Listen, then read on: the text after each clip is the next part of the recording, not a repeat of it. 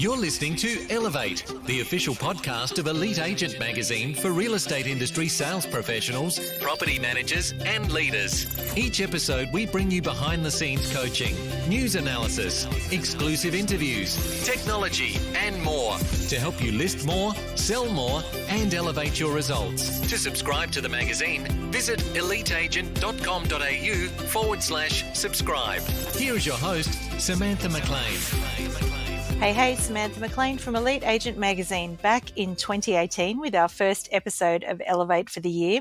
It's been a fast-paced start to the new year with moves and changes all around the industry, including a significant one in Perth with the Altitude real estate team joining the very successful Realmark group.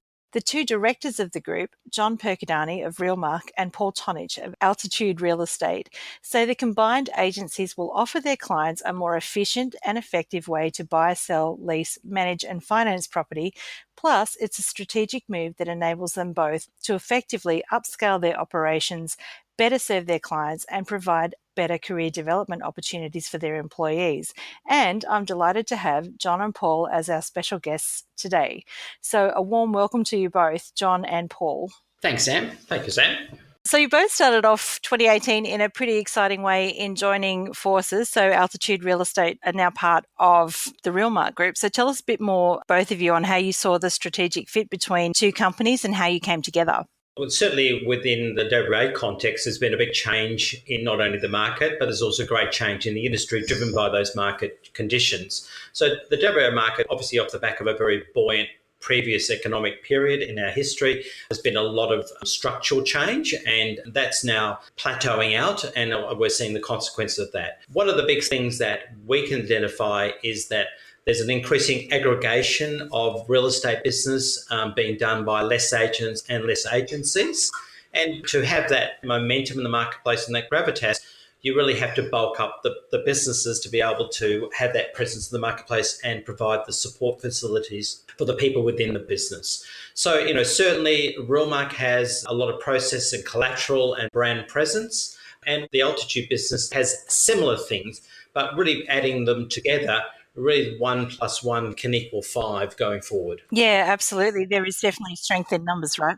Yeah, it's more than just numbers. It's really the intellectual property that we bring together. No doubt you'll speak about Paul's prowess in the social media forum, but the methodology of networking across multiple markets that his business unit has is certainly something to be greatly admired. Conversely, I suppose our approach to being very pace-setting in the marketing side, the technology side, and also the methodology of sales side means that we really have a big focus on how to run a very clean, efficient business model, not only in property management, but also in relation to sales. Given that, what everyone's setting goals at the moment, you can sort of hear people sort of saying, my goals for 2018 are ... What would you say, John, first? What are your goals for 2018? We're certainly taking a very gingerly approach to the business. We're looking beyond the current year. We see that the WA market is going to continue to consolidate in 2018, and we're very focused on the better times that we believe will be here in 2019 and beyond. So we're very focused on what do we need to do today to consolidate the position for ourselves and our associates, not just on the horizon that we can see, but beyond the horizon, and really trying to anticipate be it the technology change, the client expectation change, the market change.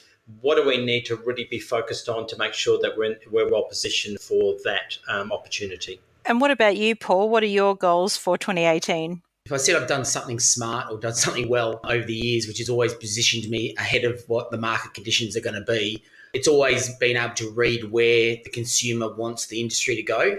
My decision early in the year, last year, was to try and see if we're ready for that. I can see big changes in the industry this year. I've seen training and been involved in a lot of other groups. I probably have the privilege of being able to read the play a bit quicker.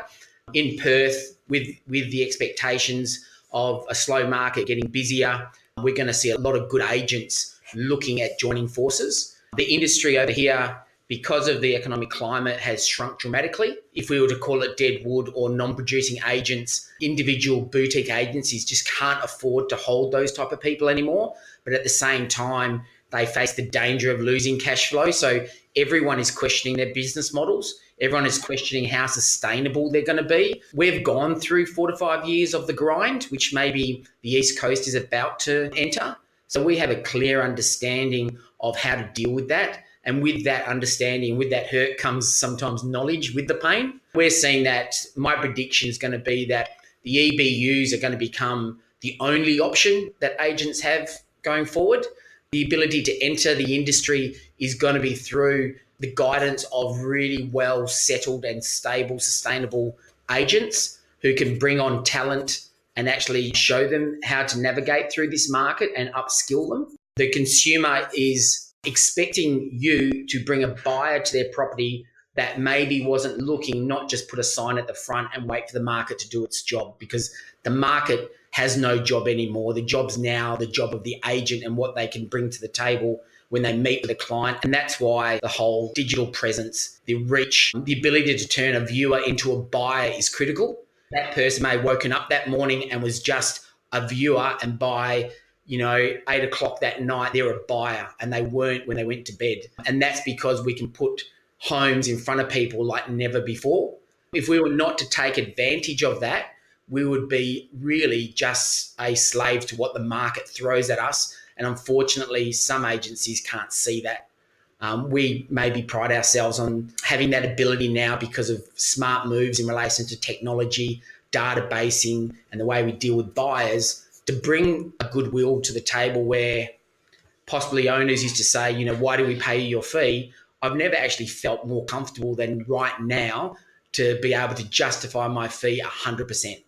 I think it's really interesting that you're saying that. So it's not about what the market is doing anymore for you guys. It is about what you're doing in your market. 100%. I think the key thing in WA is that the very challenging trading conditions that we've been through now, Paul, for a number of years have really been a very sobering effect that it really makes you come back and reassess everything that you're doing and making sure that it really does have value. And it's all about how do we go about making the complex simple and how do we make it resonate not only within the business but with the consumer. And so, Paul, you also said that it was important to you to stay ahead of where the consumer wants the industry to go. Where do you believe the consumer wants the industry to go in 2018 and beyond? The consumer is fed up with the market, so they don't want their campaign to be decided on what the market decides. They want the agent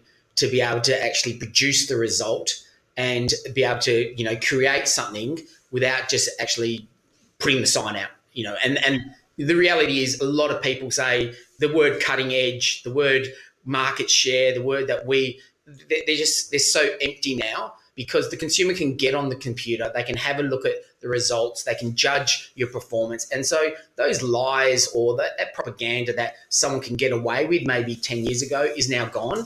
It really is based on what have you got. I know, today in our areas, we can put a property in the marketplace in front of real buyers in real time within 10 minutes from leaving the home and meeting the owner for the first time. Unless you can do that now and you can play the market instead of the market actually playing the game, you're going to be found to be redundant quite quickly. If we were to sort of apply that sort of thinking to the markets, we're kind of seeing a bit of softening at the moment, particularly on the East Coast, like Sydney and things like that. To what extent do you see that is going to be necessary over here, like in terms of actually creating the activity rather than letting the market drive the activity? What tips can you offer agents over here that haven't experienced a softer market? If you're going to make one thing that you own as being a chief skill in that office and everyone admired you for that, is the ability to make owners understand. Making someone understand and having great stories that in a way allow an owner to buy in, that we actually own the responsibility personally to not let them make mistakes at a critical time when they can now sell their home, albeit they feel like it's less. 6 months later, they ring you and say, thank you for convincing us. Thank you for having the ability to actually make us make a good decision. So that ability to actually, with confidence, deliver a message that maybe not pretty, but truthful to an owner is going to be a skill that actually you look back in a year and the owner will be grateful with your maturity and the way that you handled those conversations. the experience that we've certainly achieved in WA, which other markets will obviously feel the brunt of. Maybe it's been more dramatic in WA because the fact that we had a once-in-a-generation economic conditions here, and therefore the contrast has been so dramatic. So we've had to learn very fast. It's very much about being both a smart agent and a humane agent. So clients definitely understand that you're not just going to be the order taker that the market delivers, that you actually now have to bring, as Paul suggested, really specialist skills to the game. So you have to be a very well-equipped, well-informed, smart agent, but you have to have the humanity to really have empathy with them and understand not only their aspirations, but the fact that their aspirations may not necessarily be fulfilled in the changing market conditions. And some people will have to make decisions from an investment point of view, a buying point of view, a selling point of view, that may not necessarily be as comfortable that they would like to be. And as Paul said, being able to give them the transparency and the honesty so they can make an informed decision for themselves is a fundamental shift in the game. Just one other question there, Paul. You did mention when we were talking about the market tightening and things like that. What do you think the ideal EBU looks like in 2018? Yeah, I think it's going to be specific skills, specific roles. We have to do, as say the leading agent, you have to be doing the critical things that need to be done without the back end of the business falling off. People want to be serviced the whole way through. They don't want that to drop off. In any EBU, the one thing that I think clearly stands out in a good one and is missing in maybe a bad one is that the energy level is not consistent through all staff members. So if you've got a high energy, high profile agent, every cog in that wheel has to be high profile, high energy, high systems. Everything has to match. I think you've got to be able to have the ability to upskill talented people instead of just looking what's in the marketplace. And that means bringing in talent and taking the time to train them. One of the big things that attracted me to the Realmark brand was that the training is extensive, it's vast, and it's not just the top of the service, top of the top level, let's get a speaker in. There are actually programs that allow everyone in that EBU to just target their skill levels and increase that continually. Upskilling the whole team, albeit from the front door to the back door, is going to be a real crusade for every agency. And if you're not doing that, the consumer just won't feel that energy. They won't be attracted. When you join an EBU to engage your property, you expect the whole process will be the same all the way through because of the integrity of the brand and how it stands in the marketplace and just who they wouldn't employ as well as who they do employ. It's interesting that you say that because we're definitely seeing a trend, I guess, across the board that the days of the rockstar agent kind of thing are declining. So, like people are being much smarter about how they spread that workload over the EBU. Yeah, and if it's just the final inspection that person does, he has to be the rock star of final inspections. If it's they handle the marketing in that BU, they'll be the rock star in the industry of the marketing of homes. Everyone has to own their role, and when you put that together, the home gets some magic, and that's something that you can never do as an individual anymore. So the talent that will be attracted to the real estate industry will come from other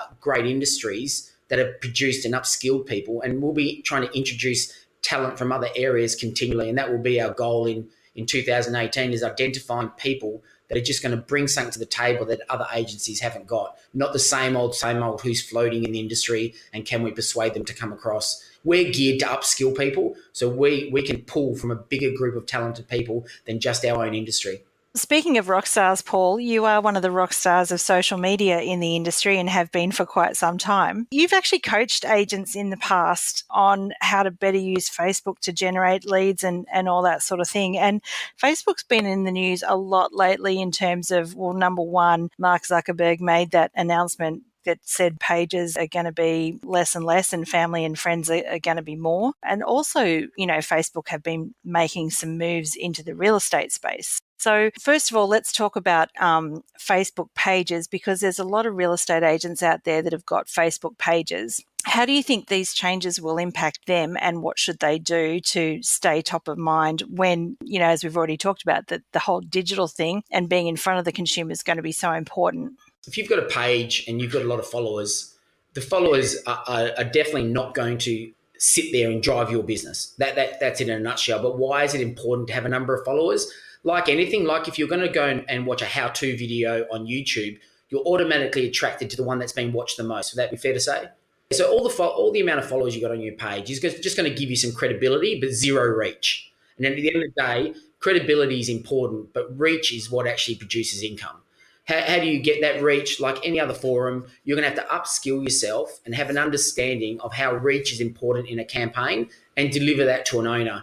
My owners all pay minimum of $500 per campaign, but some of my campaigns are usually $1,500 for their boost, and they're highly targeted to the demographic, to who needs to see it. So we're not spamming our ads. Our ads will hit school catchment areas. They'll hit the right people at the right time, and they're targeted. What does that mean? That means that I have to upskill myself in my knowledge of how that works and become really a professional marketer, knows how to use a blank page in a newspaper, knows how to put a campaign on radio or TV. And this is just another medium that they have to understand. It's not a choice anymore. It's not will it work. It's if I'm offering that and you're not to a consumer, if you're going to attract young talent in this industry, you have to show that you understand the digital world, not just Facebook. The pages are going to be important in it showing, do you understand social media or not? So if you've got a page and they search it and you've done nothing on it, you can't go and sell that to an owner because they know it's non-existent. So the propaganda, the lies are gone. The proof will be them going on their page and having a look or constantly getting your ads, and that's why they're attracted to you. In America, I think it was probably about 6 months ago, there was somebody from Facebook at Inman and they announced a real estate advertising product. Have you had a chance to have a look into that at all? Yeah, I have. I get an incredible amount of business from Facebook, but I'm openly going to say my best business comes from my Paul Tonich personal page that advertises no homes for sale. That alone are relationships that have been worked. I'm not a voyeur. I don't sit back and watch everyone else's life and not comment. I engage daily with all and many different types of people in my field of influence. I grow that field of influence daily as a focus point of my day to be conducted. I open up that field to more markets and I participate in that community, not just watch that community. That participation means that they have an understanding who I am and their friends do as well. And then that funnels through to my business page. Years ago with Facebook, it was a 10-to-1 ratio. For every post you make, you would have to like someone else's post or comment on someone else's post. And now that's considered liking is lurking, and you don't want to be a drive-by liker. You actually want to comment to let them know that you're actually engaging with them. Are you thinking that's a must-do now as well? If you've done a really good job on a property, the owners would consider you not just their agent, but they start to become friends. Would that be fair to say? And all agents would agree that you build a relationship with them. If you can take your relationship during that sales process to the point where they're happy to then join your friendship circle on your personal page, you won't miss a life event forever. You won't miss their birthdays. You won't miss their kids winning their sports carnivals. You won't miss anything. And besides sending them a monthly Spring has Sprung letter once a year or a Christmas card, you've engaged with them all year. They're not going anywhere. So to start with, can you take your relationships that you have in business to a personal level where you feel safe because of the way you conduct yourself publicly to have them in your personal circle? And that's not for everyone, but for the agent that wants to do that, you're going to become personal, long-term friends with them in an engagement process which we've never seen before. If you do a letterbox drop, you want engagement. You do an ad on TV, you want engagement. If you do Facebook, if you're not getting engagement, you're not in the game. One thing I would notice about, or share with you my observations of Paul's activity in that social media sort of thing is really that most agencies and agents take a ticker box type approach. Oh yeah, I've done something on social media, but that's not what's going to be good enough anymore. So the difference I can see is most people in our industry take a passive approach to it. Paul's taking a real active approach to it and really is actively building those relationships, not just occasionally, on a minute-by-minute, day-by-day sort of scenario. And it's a very sincere engagement. And that's the fundamental difference. With your presence, do you use a page or do you use your personal profile? I use both in tandem. So I've got my personal profile that I'll never actually advertise properties on. And that's got a substantial amount of followers. Then my business page has about 37,000 followers, and I use that just for properties. And that I use that backed by a campaign of $500 to $1,000 a post. To say organically, if the viewers were to go to my page, you can see this week for Australia Day, I'm giving away a couple of cartons of beer on Australia Day. And it says in there not to share that. There's no share this post. There's no like to enter. It's just nominate a mate. I haven't used the word tag. All this is testing the organic ability of the new laws of Facebook. And to show you that competition has reached 63,000 people and has 1,300 comments, and I didn't boost it. So there's a competition at a simple prize. The engagement has been phenomenal. There's no asking to tag, share, or like, yet people have liked it, and 1,300 comments and 63,000 people reached. So that's a good example of where Facebook will register that, there's participation by the community. What sort of things do you think really work on social media right now as posts? People do love property. If you want to get engagement, you've got to get the right engagement and the right people commenting. And that's that lifestyle properties, and showing lifestyle with properties gets engagement. I'm a fan of both video and photos. I don't think you should do one or the other in isolation. I find videos, some people impatient and won't watch a video all the way through, or want to see a point of a house that passes. They don't like going back. So we mix that around. But I think you've got to be able to get people engaged through, more important than ever, your photographer has to make sure that they have an understanding of what your style is, and that they've got a style guide, and you become known for that. And when people call me off Facebook, they go, I want you to do with our property how you made my friend's property look like. If ever there's an opportunity to get an inner circle within a group, friends look at friends' properties on Facebooks. They then love the way you marketed their friend's property, and all they say, can you do what you did with Jane's property? And that's a big one. If you ever want testimonials on Facebook, my tip would be this, is that if you can friend them and you can ask them to write on your personal wall, thank you for using your property, thank you for selling my property, Paul, and you have those public testimonials, they are gold. They show that that person's inner circle of friends knows that's the agent to use. There's one thing that I could sit here and give you lots of little tips.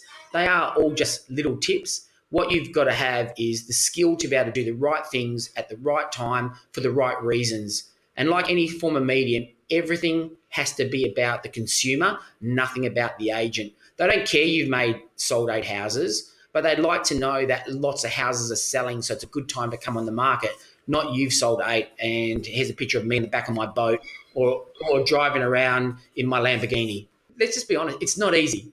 So when it's not easy, if you go there, the rest of the industry won't follow you, you're going to have shelf life. So make not easy something that you're chasing. Get the ability to upskill and manage this type of medium. And for owners out there, if they can grasp this, they're going to attract all the young talent in the industry are going to come to work under your brand, because you are actually not just knowing about social media, you are doing it. So, John, after 30 years in real estate, which is a great time in anyone's book, and Realmark has been a successful brand that has attracted a lot of great young people over the years, I think largely due to you've known as very innovative in the industry. What things are you seeing right now that you think will make a big difference in 2018? And what do you see the future of real estate being? I think there's a fundamental shift in the actual business model within real estate, and Paul's talked about the changing nature of EBUs becoming more like specialist teams that need to be operating in a different way. I think that we're also seeing that expectations from clients are far more specific. It's not about them being too invested in the agent's aspirations. They want the agent to advance their aspirations. And so that whole concept of being a very informed agent and a very empathetic agent is very, very crucial. And really our role, if you like, as the employers or the master brand in the marketplace is, in respect of the agents or the property managers, how do we help them do their job better in terms of their interaction with the client, whether it's the day-to-day phone call that a property manager has to make, or the conversations that a salesperson is going to have with a market in terms of social media. So, there are lots of opportunities there, but ultimately it comes down to how do we use, be it the internet of everything, be it the digital matters that you've just spoken to Paul. How do we help to increase the ability for us to deliver a better service to the client in terms of clearing that property within the optimum time on market? How do we make sure that we actually get a transaction done? And how do we make sure that whether we're renting the property or selling the property, when we're not underselling it in the marketplace? Because that's the biggest number one concern the agent wants. What is the marketing, the process, the information, the interaction that you're going to bring to me as an agent, together with your skills, to ensure we really test the market so that I get the best possible result that I can get in today's marketplace? I think that's some great advice out there for other agents who might be listening in about what to look for in 2018 and how to set yourself up for success from someone who has been incredibly successful for that long. We might just end with, do either of you have any predictions for 2018? Yeah, in the Perth market, which again we've run in total isolation to the rest of Australia, we've probably come out of being very grateful and appreciative of where we're heading right now. It's been a really, really tough year for just everyone here in WA, no matter what industry. So the relief of some light at the end of the tunnel is being welcomed by everyone. So there is a sense of excitement, albeit that doesn't mean that we're going to go into this massive amount of growth, but people can actually see we're coming out the other end. In one way, we're as agents, we probably sit here looking forward to seeing how the East Coast handles that market, because we've kind of sat back and had to ride the joys of the East Coast with the depression of the West Coast. So we're really excited over here. We've got a lot happening over here now. We've got a lot of things happening in mining again. So I can just see that buyer confidence is going to increase. The whole people being able to actually, get off their hands and actually make a move, knowing that they can sell if they go to market, so they can just move. And I think that the place is just going to be a happier place. Happy is good. When a state is happy, things happen. And I think we're all we've had some sad times, and I think we're heading towards a really happy place. I know personally we're excited because of our merge. We're excited because of the marketplace, and we're really looking forward to 2018 to be something that just a bit of consolidation and heading in the right direction with bigger steps. Thank you so much for spending some time with us and for sharing your knowledge with us, and all the best with the merger and moving forward into 2018. I'm sure it's going to be a cracker for you guys. No worries. Thank you, Sam. Bye-bye. To subscribe to the magazine, visit eliteagent.com.au/subscribe.